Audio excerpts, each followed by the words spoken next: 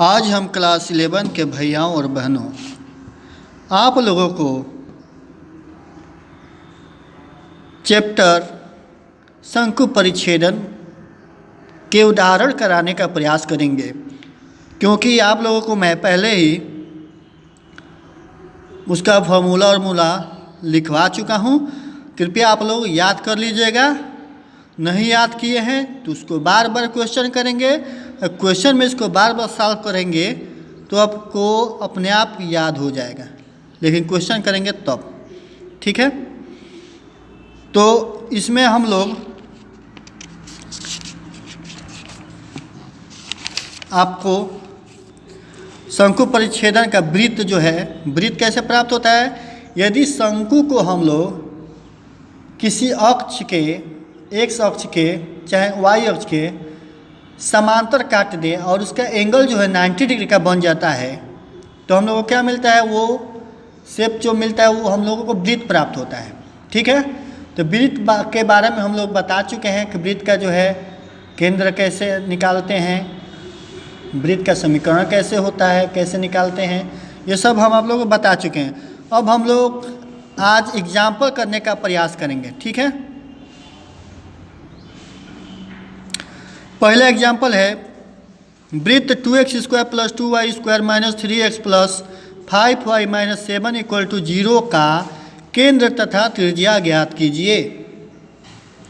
तो इसके लिए हम लोग क्या करेंगे, पहले वृत्त का समीकरण लिखेंगे। क्या है वृत्त का समीकरण, 2x² + 2y² - 3x + 5y - 7 = 0। उसको जो है वृत्त के व्यापक समीकरण से तुलना करेंगे। x² + y² + 2gx + 2fy + c = 0 से तुलना करेंगे। तो तुलना करेंगे तो क्या हो जाएगा, x² यहाँ भी, x² यहाँ भी है।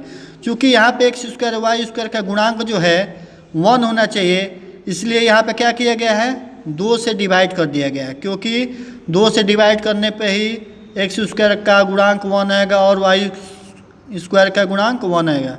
तो इसलिए x² + y² - 3/2x + 5/2y - 7/2 = 0। दिए गए समीकरण को x² + y² + 2gx + 2fy + c = 0 से तुलना करने पर, तो 2gx बराबर में क्या हो जाएगा, -3x। तो x क्या हो जाएगा, कैंसिल हो जाएगा। तो 2g बराबर -3, तो g बराबर में -3/4। उसी प्रकार 2fy बराबर 5y, y कैंसिल, तो 2f = 5 और f = 5/2, तो f = 5/4 और c = कितना हो जाएगा, c = हो जाएगा -7/2। ठीक है, तब वृत्त का केंद्र का क्या होता है, ब्रैकेट में -g, -f। तो g का हम लोगों का वैल्यू देखेंगे कितना है, -3/4। तो यहाँ भी माइनस है, g का वैल्यू -3/4 रखें तो माइनस माइनस कैंसिल होगा, क्या हो जाएगा 3/4 प्लस का। फिर f है, यहाँ पे 5/2 प्लस का है, तो प्लस माइनस -5/4। तो यहाँ पे वृत्त का केंद्र हो जाएगा 3/4, -5/4। अब हम लोग क्या निकालेंगे, ये आपका वृत्त का समीकरण केंद्र निकल गया। अब हम लोग वृत्त की त्रिज्या निकालेंगे। तो वृत्त की त्रिज्या का फॉर्मूला क्या होता है, रूट में g² + f² - c। तो यहाँ पे वैल्यू रख दीजिए, g का मान कितना है, वैल्यू -3/4। तो g का स्क्वायर, तो इसलिए -3/4 का भी स्क्वायर हो गया, प्लस f का स्क्वायर 3/4 का स्क्वायर माइनस, और c की जगह पे -7/2। ये हो जाएगा आपका रूट में 3 का स्क्वायर मतलब 9 और अपान में 4 का स्क्वायर मतलब 16, तो 9/16। उसी तरह से 5/4 का स्क्वायर मतलब 25 अपान में 16, माइनस प्लस 7/2। यहाँ पे एलसीएम लेंगे, 16 एलसीएम हो जाएगा। ठीक है, तो 16 एलसीएम हो जाएगा, तो यहाँ पे कितना हो जाएगा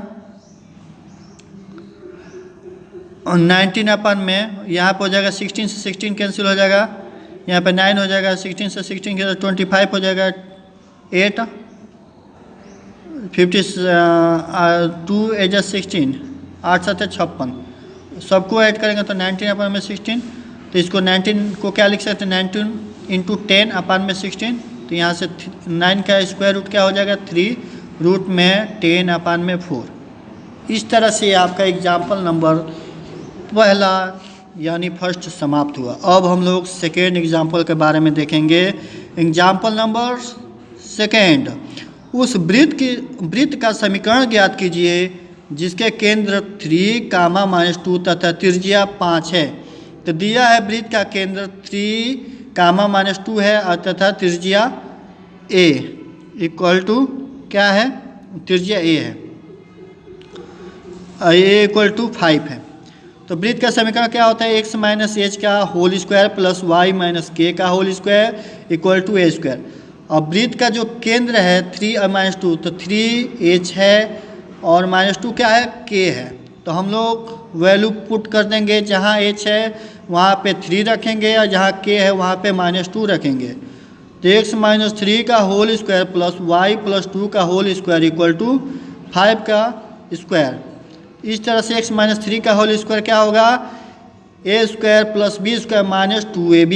तो यहाँ पे x एक जगह पे क्या है, x है, b की जगह पे 3 है, तो x स्क्वायर माइनस 2ab, 3 2 जा 6, x प्लस b स्क्वायर मतलब 9। उसी तरह से y स्क्वायर प्लस 2 2 जा 4y प्लस 2 का स्क्वायर 4 इक्वल टू 25। तो एक्स स्क्वायर और वाई स्क्वायर को एक जगह लिख लिए, -6x प्लस 4y, और यहाँ पे कितना हो जाएगा 9 4 13 है। 25 को इधर ले आएंगे तो 25 -25 में से प्लस 13 सब्ट्रैक्ट करेंगे तो हम लोगों को -12 प्राप्त होगा। अतः इस तरह से हमें वृत्त का समीकरण x square plus Y square minus 6x plus 4y -12 equal to 0 मिल गया। इस तरह से आपका एग्जाम्पल नंबर 2 भी समाप्त हुआ। अब हम लोग एग्जाम्पल नंबर 3 करेंगे जो मोस्ट इम्पॉर्टेंट है। उस वृत्त का समीकरण ज्ञात कीजिए जिसका केंद्र ब्रैकेट में 3, 2 तथा जो बिंदु 4 और 5 से होकर गुजरती है या होकर जाती है।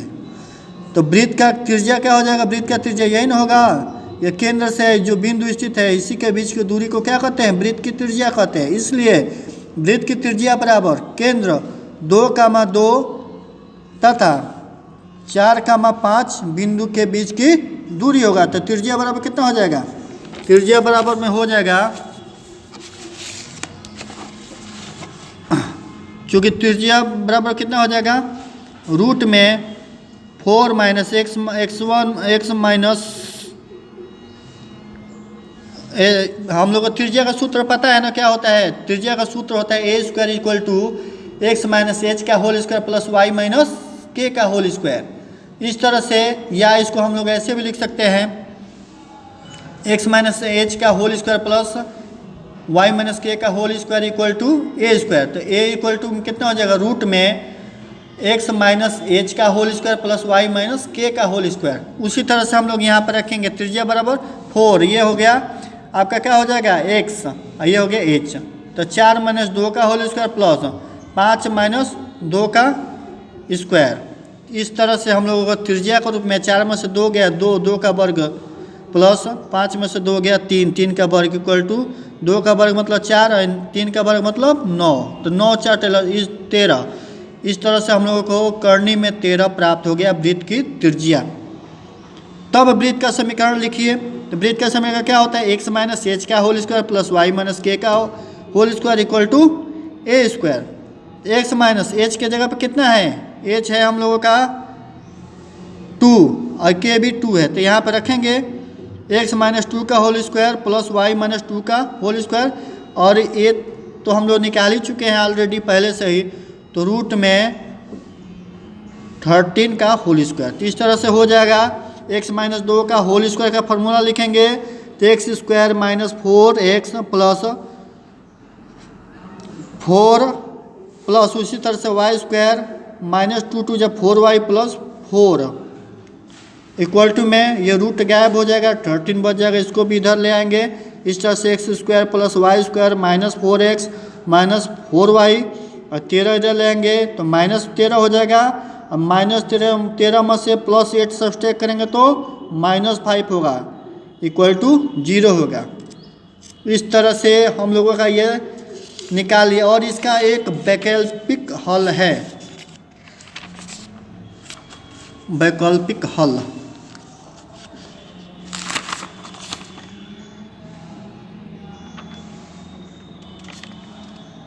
अच्छा, इसके पहले हम लोग एक क्वेश्चन कर लें। क्वेश्चन नंबर एक और उदाहरण रह रहा है, उदाहरण नंबर 4। उदाहरण नंबर 4 देख लीजिए थोड़ा सा। उस वृत्त का समीकरण ज्ञात कीजिए जो वृत्त X square plus Y square minus 8x plus 12y plus 15 equal to 0 के सकेंद्रीय है तथा बिंदु 5 और 4 से होकर जाता है। तो दिया है वृत्त का समीकरण X square plus Y square minus 8x plus 12y plus 15 equal to 0। तो इस तरह से इसको तुलना कर देंगे।